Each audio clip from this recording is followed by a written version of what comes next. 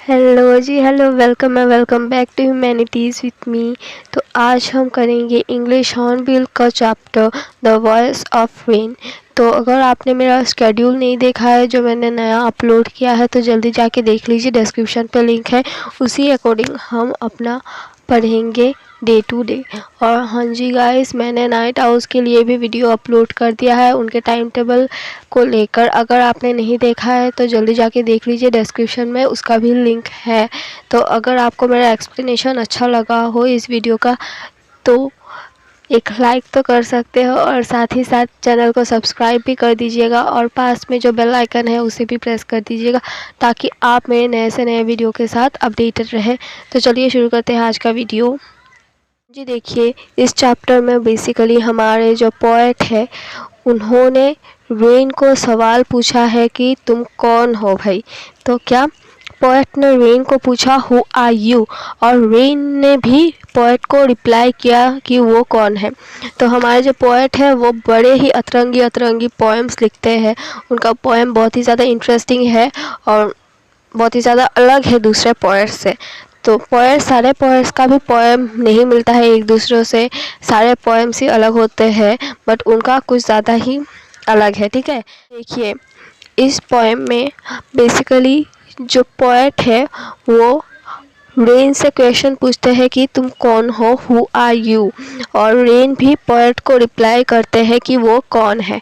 तो देखिए, और इस पोएम में बेसिकली जो रेन होते हैं वो क्या एक्सप्लेन करते हैं, वो वाटर साइकिल का प्रोसेस को एक्सप्लेन करते हैं। ठीक है, तो देखिए ये जो पोएम है मैं लाइन बाय लाइन पढ़ के आपको एक्सप्लेन करते हुए जाऊंगी।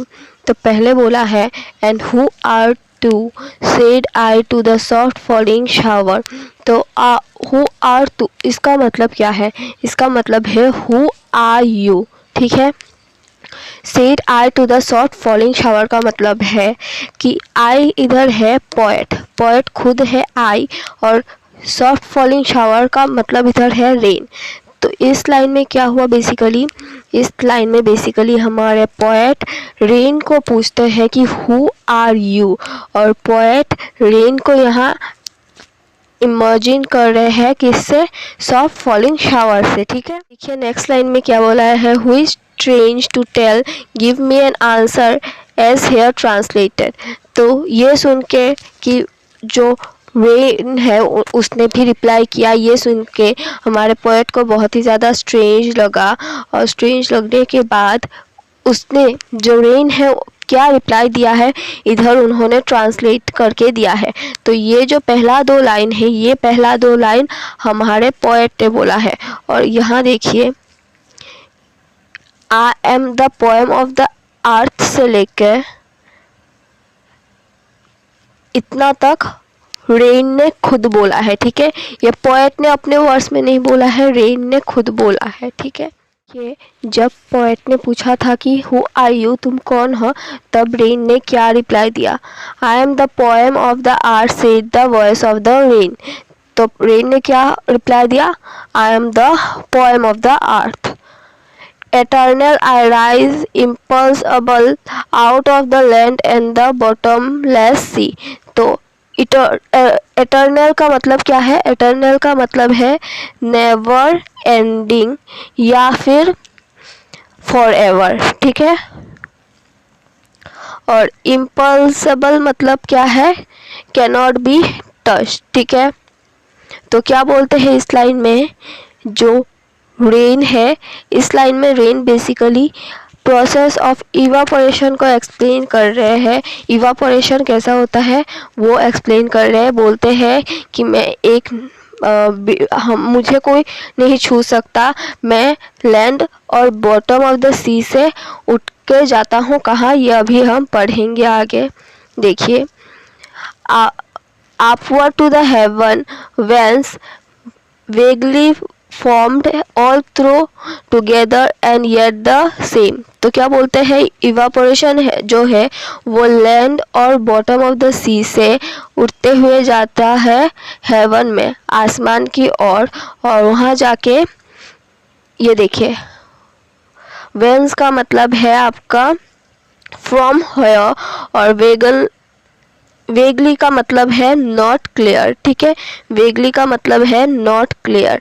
तो इस लाइन में बोलते हैं कि मैं जो बॉटम ऑफ द सी से और लैंड से उठ के जाता हूँ आसमान में, और आसमान में जाके एक क्लियर जो है वो क्लाउड फॉर्म नहीं करता, क्लियर क्लाउड नहीं फॉर्म करता। जैसे कि आपको पता होगा कि क्लाउड क्लियर कभी नहीं होते, तो वैसे ही एक अनक्लियर्ड क्लाउड फॉर्म करते हैं। और फिर वो बोलते हैं all together changed and yet the same.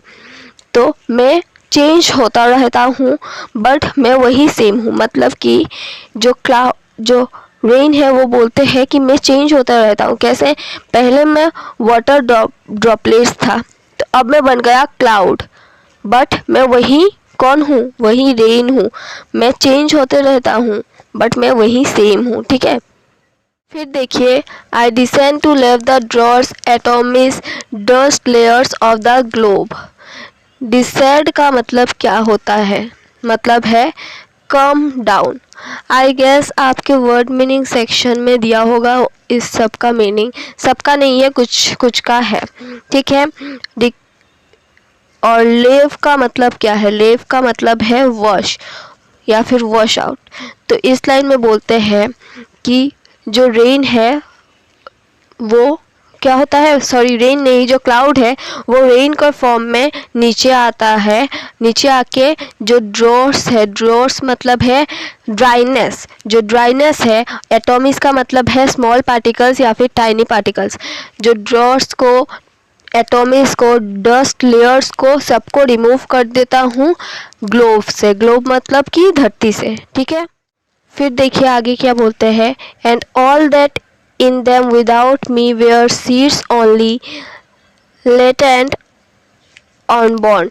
latent का मतलब है hidden। तो क्या बोलते हैं इस लाइन में, अगर मैं नहीं रहता, मतलब रेन नहीं रहते तो क्या होता? अगर रेन नहीं रहते तो सीड्स को उसका लाइफ नहीं मिलता, सीड्स को लाइफ नहीं मिलता, और फिर जो अनबॉर्न क्रॉप्स है वो अनबॉर्न ही रहते, वो बॉर्न नहीं हो पाते। तो जो रेन है यहाँ बेसिकली बोलते हैं कि मैं क्रॉप्स को नया ज़िंदगी देता हूँ।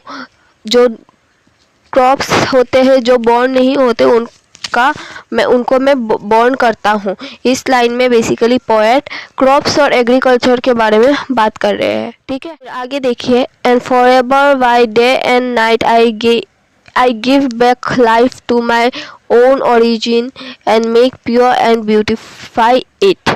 इसका मतलब क्या है? इसका मतलब है कि दिन रात एक करके मैंने मेरे ओरिजिन को एक अच्छा सा ज़िंदगी दिया है, फिर से एक लाइफ दिया है और उसको प्योर एंड ब्यूटीफुल बना दिया है। तो इधर रेन का ओरिजिन क्या है? रेन का ओरिजिन इधर अर्थ है, ठीक है। ये 1 मार्क्स के लिए आ सकता है। तो रेन का ओरिजिन इधर अर्थ है, ठीक है।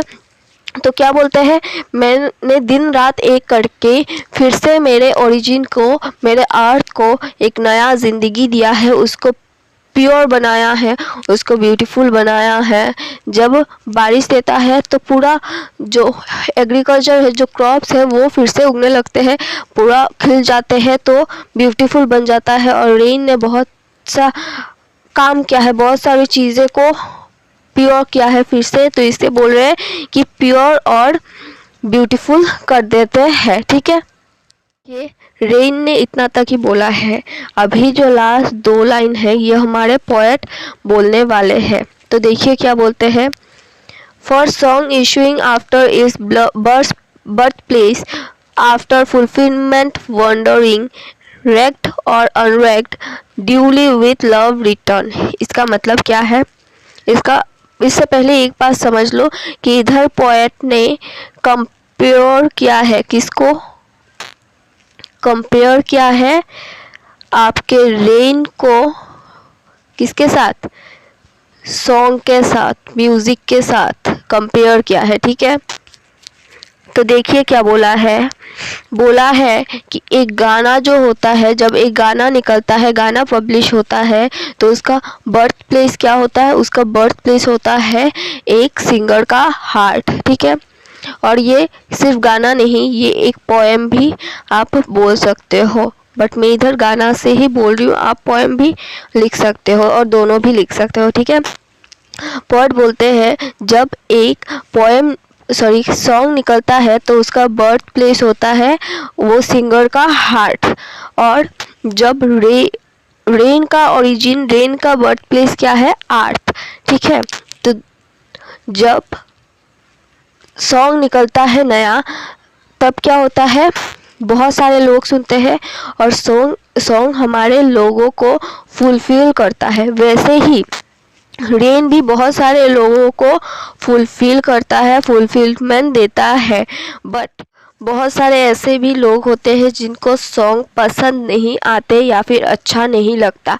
वैसे ही सिमिलरली बहुत सारे लोग ऐसे भी होते हैं जिनको रेन अच्छा नहीं लगता, ठीक है। आप ऐसा भी दिन हो सकता है, जैसे अभी बहुत ज़्यादा गर्मी है तो आप बोल रहे होते हैं कि काश थोड़ा बारिश आ जाए, तो आप विश कर रहे हो कि बारिश आ जाए। बट ऐसे भी लोग हो सकते हैं जिसके इधर बहुत सारा पानी हो गया है, जैसे आई गेस दिल्ली, दिल्ली में बहुत ज़्यादा पानी हो गया है, तो लोग वहाँ प्रे कर रहे हैं कि बारिश ना हो। और तो ऐसे ही जब एक नया गाना पब्लिश होता है, निकलता है, तब लोगों को गाना अच्छा भी लग सकता है और नहीं भी लग सकता है, but with due respect, love and fulfilment जो सॉन्ग है वो रिटर्न होके कहाँ जाता है, बहुत जगह पे जाता है। अगर एक गाना अभी मैं पब्लिश करूं, ये इंडिया में ही नहीं रहेगा, ये आउट ऑफ इंडिया भी जाएगा, पाकिस्तान, बांग्लादेश, यूएसए, सारे जगह पे जाएंगे, ठीक है। But with due respect, love and fulfilment ये गाना कहाँ पे रिटर्न आएगा, मेरे दिल में। मतलब suppose I am a singer, तो मेरे दिल में ही वापस वो सॉन्ग आ जाएगा। After travelling the whole world, सिर्फ मेरे कंट्री पे नहीं या फिर मेरे घर के लोगों के बीच में नहीं, पूरे कंट्री में घूम के ये जो आपका सॉन्ग है वो वापस आपके जो सिंगर होगा उसके दिल में आ जाएगा, ठीक है। वैसे ही सिमिलरली जो रेन होगा वो वापस से आपके उसके ओरिजिन में चला जाएगा, ठीक है। तो आई होप कि आपको जो पोएम है वो अच्छे से समझ आ गया होगा। हाँ, इस पोएम का पोएट्रिक डिवाइस भी है, ज़्यादा नहीं है, बस 4 ही पोएट्रिक डिवाइस है। कॉमन सा पोएट्रिक डिवाइस है, सबको पता होगा। ये मेरा खुद का लिखा हुआ मैं लाई हूँ आज आप लोगों के लिए। मैंने लक्ष्य लिख के जो मैं करती हूँ, हाँ, जब मैं पोएट्रिक डिवाइस वो करती हूँ तो टाइप कर के लाती हूँ, बट इस बार मैंने मेरा हैंड रिटन ही लाई हूँ, तो आई होप आपको समझ आ जाएगा। और हाँ, इसी पोएम के साथ साथ मैं पोएट्रिक डिवाइस ही करवा दूँगी, क्योंकि बस 4 ही पोएट्रिक डिवाइस है, ठीक है। तो चलिए अभी पोएट्रिक डिवाइस भी देख लेते हैं। तो हाँ जी, देखिए, आई होप कि आपको मेरा हैंड राइटिंग समझ आ रहा होगा। तो the voice of the rain में सिर्फ 4 ही पोएट्रिक डिवाइस है। क्या क्या? पर्सोनिफिकेशन, मेटाफोर, हाइपरबोल और इमेजरी।